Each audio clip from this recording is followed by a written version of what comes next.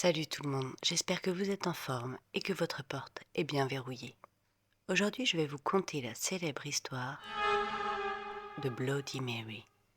Allez go, générique.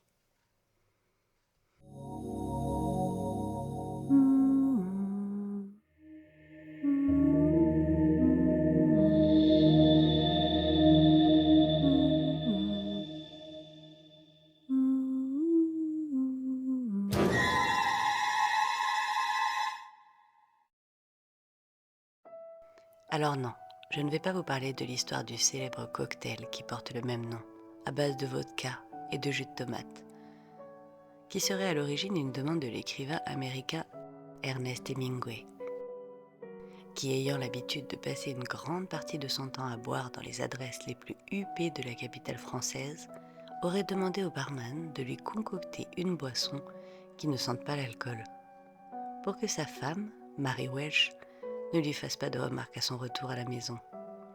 Sa femme qu'il surnommait Satanée Marie, soit Bloody Mary. Donc,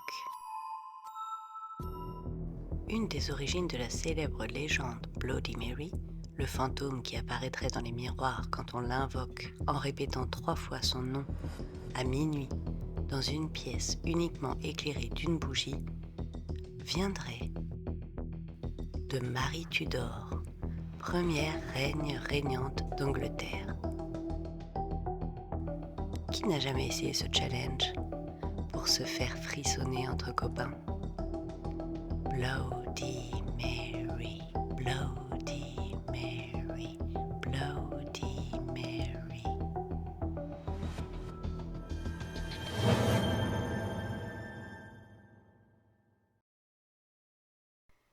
Découvrons donc la célèbre Marie Tudor. Cette femme au parcours traumatisant. Dès son enfance, et ce jusqu'à sa mort. On la connaît principalement pour le massacre des 282 anglicans protestants, brûlés vifs sur le bûcher, refusant de se soumettre à leur reine et surtout de se convertir. Connue aussi sous le nom Marie Ier d'Angleterre, celle-ci tentait de restaurer le catholicisme en Grande-Bretagne, qui avait été remplacé par le protestantisme dès que le roi Édouard VI, son demi-frère, mourut, et qu'elle prit enfin place sur le trône.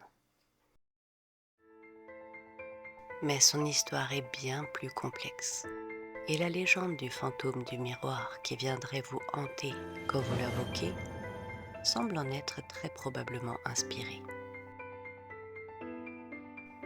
Laissez-moi vous présenter Marie Tudor, Marie la catholique, Marie la sanglante ou Bloody Mary. Née le 18 février 1516, fille du célèbre Henri VIII et de la pieuse Catherine d'Aragon. Catherine d'Aragon, la reine consort d'Angleterre, a connu de nombreuses, tragiques grossesses avant de mettre au monde la petite Marie Tudor.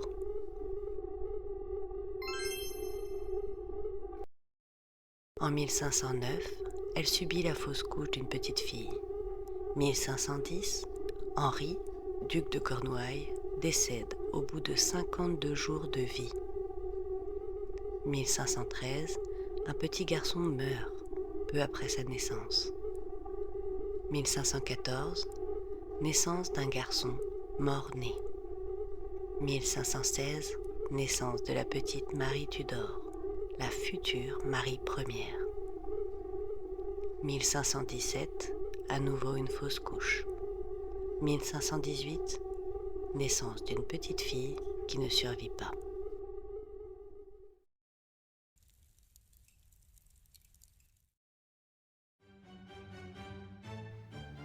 À partir de 1514, les rumeurs vont bon train. Henri VIII voudrait faire répudier son épouse, devenue trop vieille, et selon lui, incapable de donner naissance au futur héritier mâle. Et il la répudie effectivement, en 1532, malgré les supplications déchirantes de sa fidèle épouse. Henri VIII avait d'autres projets.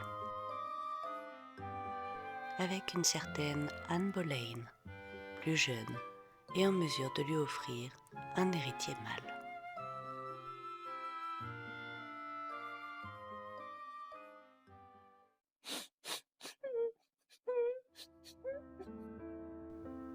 Annulation du mariage donc entre Henri VIII et Catherine d'Aragon.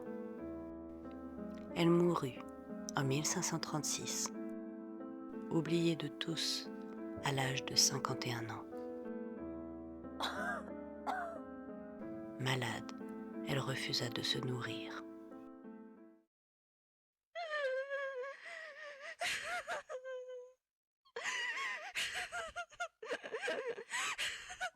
Notre jeune Marie Tudor n'est alors âgée que de 20 ans, lorsqu'elle apprend la mort de sa mère. Elle ne fut pas autorisée à participer à ses funérailles. Inconsolable, suite à l'annulation du mariage de ses parents, Henri VIII la déclara bâtarde. Elle fut contrainte de quitter le statut de princesse de Galles pour devenir simplement Lady Mary.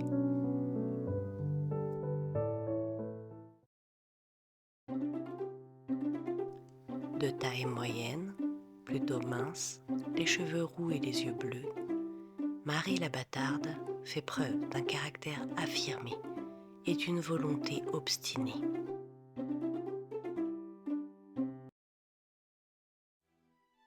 Son cher père, le roi Henri VIII, qui vouait une réelle admiration à sa petite Marie pendant son enfance, trouvant sa vivacité d'esprit remarquable, il l'appelait son plus beau joyau.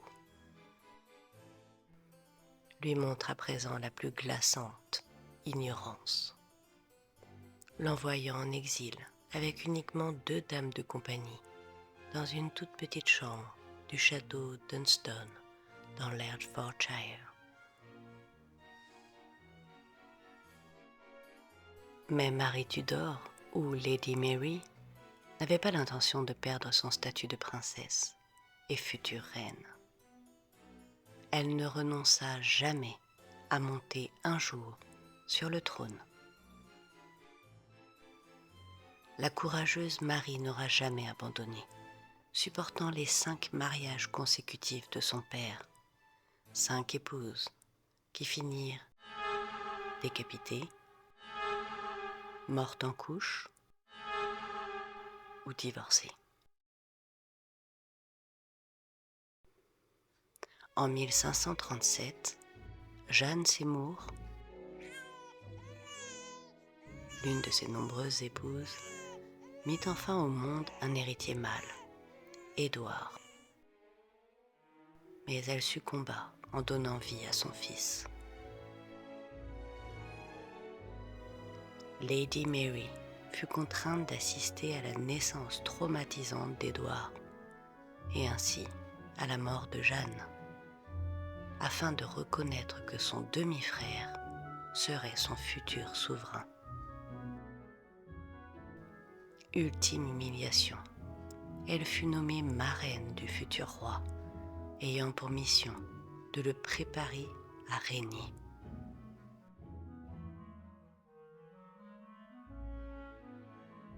Henri VIII mourut en 1547, le 28 janvier, suite à une succession de traumatismes crâniens dus à son adoration du jeu de la joute, un sport très violent à cheval.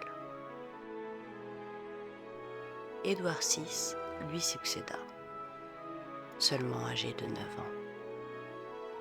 Lui et son conseil de régence imposèrent la religion protestante, et Marie, refusant d'abandonner le catholicisme, vécut à nouveau recluse plusieurs années, refusant de se présenter à la cour.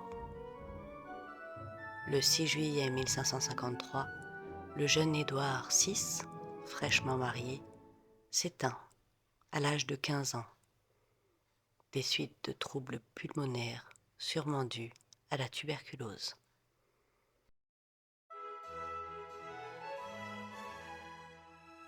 Le jeune roi Édouard VI avait pris des mesures pour que sa demi-sœur, Marie Tudor, n'accède pas au pouvoir après lui, de peur qu'elle ne réinstaure le catholicisme dans le royaume.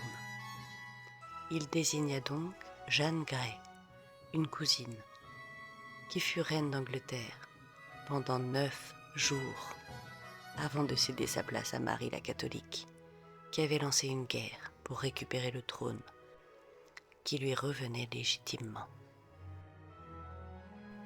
Marie Tudor devint en 1553 Marie, première reine d'Angleterre, à l'âge de 37 ans.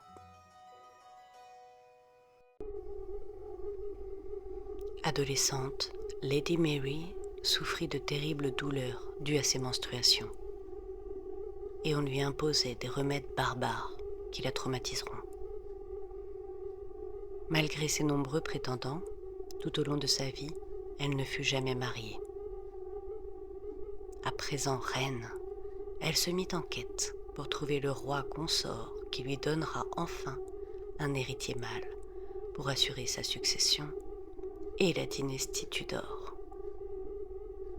Le 25 juillet 1554, elle épousa le roi d'Espagne, Philippe II, pour des raisons politiques, certes, mais il était tout à fait à son goût. Et elle en était follement amoureuse, ce qui n'était pas du tout réciproque. Il la négligea, ne passant que quelques mois près d'elle, préférant partir continuellement en guerre. Malgré tous les efforts de la reine Marie Ière pour charmer son roi et lui offrir un héritier. Mais celui-ci l'appelait sa vieille tante. Elle avait l'âge avancé de 37 ans et lui seulement 27. Philippe II s'absenta durant plusieurs années, combattre les Français, ne revenant que quelques mois pour demander des fonds à Marie pour financer ses différents conflits politiques. Quelques semaines après son départ, Marie Ière déclara des signes de grossesse. Mais après 11 mois alités, aucun bébé ne vint au monde. Elle avait été victime d'une grossesse nerveuse, par 2 fois. Humiliée, abandonnée par son époux, le cœur brisé, souffrant d'un très probable cancer de l'utérus, elle fut emportée par une épidémie de grippe en mai 1558, à l'âge de 42 ans.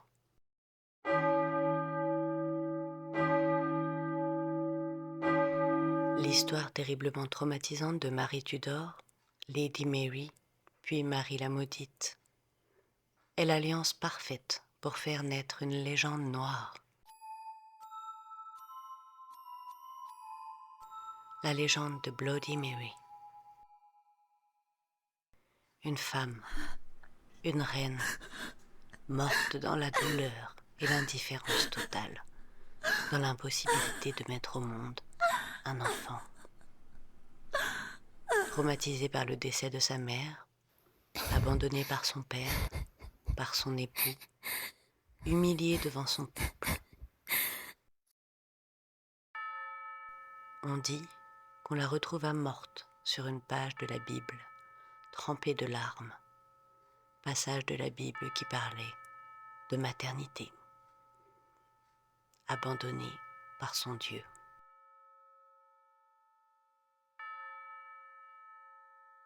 Cet amalgame d'émotions négatives, la vengeance, la jalousie, le désespoir, sont exactement ce qui permet la création d'esprits maléfiques.